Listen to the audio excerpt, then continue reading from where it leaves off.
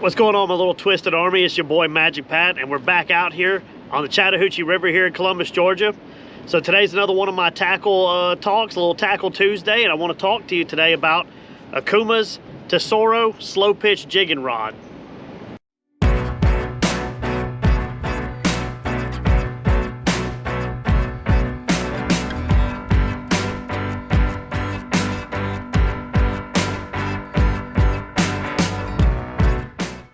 So for y'all that have been a part of the channel for a while, you've probably figured out by now that slow pitch jigging is my absolute #1 favorite way to fish in saltwater and in freshwater. It's amazing the amount of fish that you can catch using this technique. Like if it eats another fish, it will eat a slow pitch jig, and that's for saltwater and fresh. I have caught giant redfish out in Panama City, grouper. We've caught snapper doing it, amberjack, and then I've also caught bass and catfish and striped bass on jigs in freshwater. So it's just amazing the different types of species that you can catch on it, which makes it super versatile. So Okuma used to have a different style slow pitch jigging rod. It was the Hawaiian Custom, which I have one, and I caught a lot of good fish on it over the last like year and a half. Now they decided to discontinue it in favor of having a newer updated version, which is the Tesoro slow pitch rod. One of the things you're going to notice that's different about it right off the bat is it has what's called spiral wrapped eyes or acid wrapped eyes. You can see here, you got the reel, that first eye starts up top, and then as it goes up the blank, it spins until you have the eyes directly on the bottom side of the blank like it would be on a spinning rod. And what's great about that versus the old style rod they had where they were all across the top like your standard bass rod, when you hook up on a fish with the standard style, it kind of creates a twisting force. It makes you want to twist your hands over.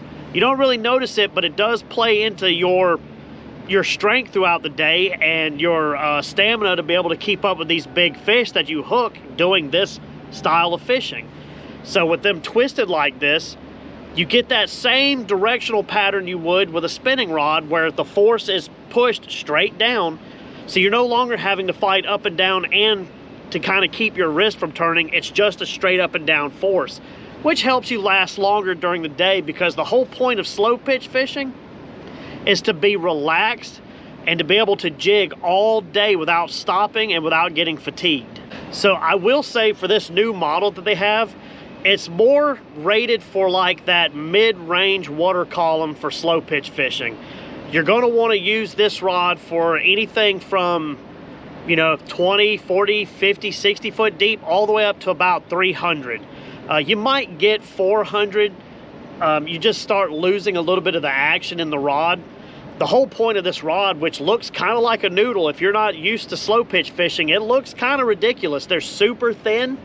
You wouldn't think there'd be any power in these rods whatsoever, but it's not for fighting a fish. The way this rod is designed is when you lift up with the jig, you're constantly doing an up and down motion. The rod tip loads up. It's almost like a spring, and the jig kind of pulls against the water, which creates friction, and it'll bend the rod. And as you come up, when you reach the top, that rod kind of snaps.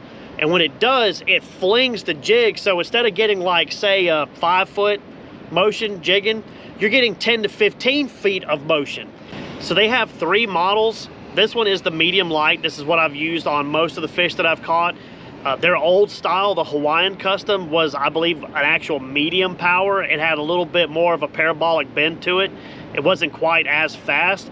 I feel like in the water depth that I fish, a lot of times that 60 to 100 foot, this medium light actually has the action that I'm looking for. You know, it gets the bend and it keeps the fish pinned most of the time. They do escape every once in a while, but that has to do with the hooks and the style of hooks that you use on your slow pitch jigs more than it does, say, like keeping a bend in this rod, because they're not really meant to have a high posture fighting a fish where you see people reared way back like they're bass fishing or trying to fight a grouper.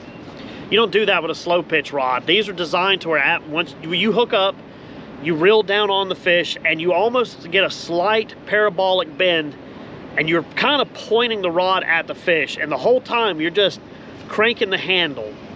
The whole thing about slow pitch fishing is it's supposed to help keep you from getting wore out so you can fish longer throughout the day. So you're not rearing way back up here on a fish. If you see people do that with slow pitch, it's not really the correct way to do it. You can do it, some rods can handle it, but it's not optimal, right? So you just point the rod at the fish, you crank them up, there's more than enough power. Slow pitch is not really designed for stopping big fish from getting down into structure though. It's designed to make a piece of metal look like a dying bait fish so that you can kind of entice those more delicate fish like the snapper, you know, the red snapper, you know, the mangrove snappers. You can catch, it will get grouper, you will get amberjack. I catch them on it all the time, but you're not going to stop them from getting in the structure.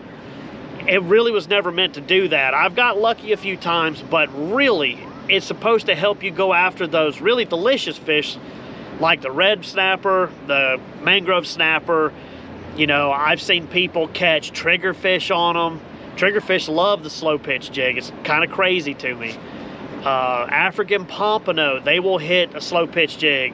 I met a guy who caught a sailfish on a slow pitch jig. So there's no telling what you'll hook on these things, and it actually makes it more enjoyable of a fight for you because you're not having to put a lot of your energy, time, and effort into fighting the fish. You're just letting the reel and the rod do it for you.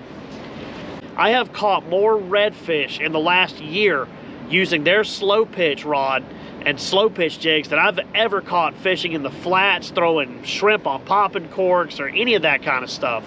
It's a whole nother kind of fight on this. It's really like it's an amazing ultralight fight, but you have so much line on the reel, you have so much line capacity, you're not really worried about getting spooled. Now, as far as specs on this rod, like I said, this is a medium light. This is the lightest version they have.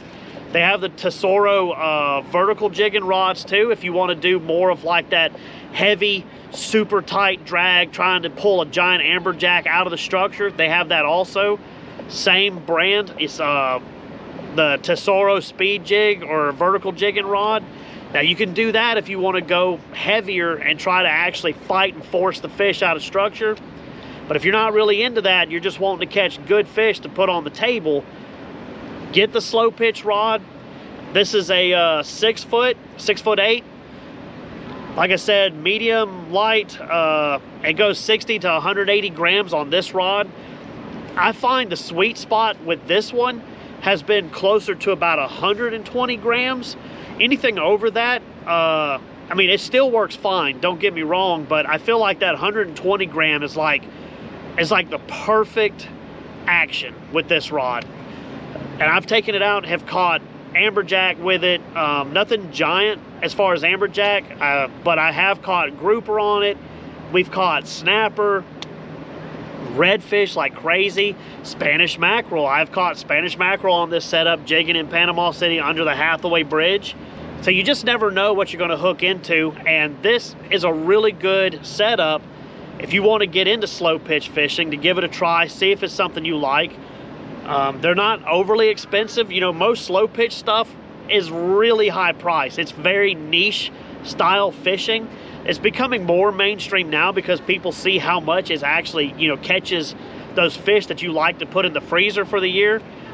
But for like less than $200, this is a really good slow pitch rod.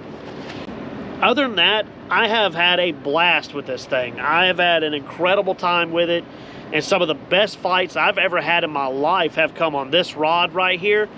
Like I said, this is their newer one. They just came out with this, I believe, at the beginning of this year. Maybe it was at the end of last year. It hasn't been out very long. They got rid of their old line, the Hawaiian Custom. It's now just the Tesoro slow pitch jigging rod.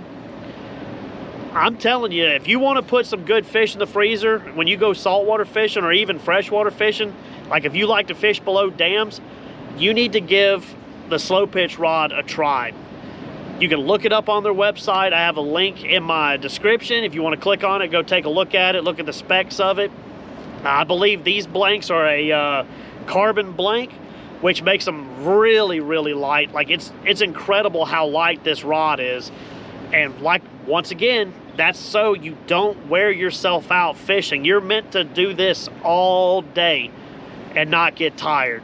So if you get something that's too heavy and you're getting tired while you're doing it, you may not have the right kind of setup. So that's about it. I probably could go into more stuff about it, but it's one of those things where, like, there's not, I mean, I could say more, but really, it's one of those things you just need to try for yourself. Once you get out and hook a fish on one of these and you catch the biggest red snapper of your life and you didn't have to break your wrist to get it into the boat, you'll be hooked, I'm telling you. So give it a try, look them up. If you have any questions, message me. You can comment down below. Like I said in the beginning, please subscribe to the channel. Helps me grow, helps me out. Like this video, give me a comment, ask me. I'll answer any question you want to know about this stuff. I'm no expert. I'm still only been doing this for like up to, I think it's been about maybe 4 years now. But it's become my favorite way to fish, and it's probably going to continue to be one of the setups that I keep in my kayak or in a boat with me at all times. So I'm sure that says plenty about it. Anyway, I will catch you back out on the water. Peace.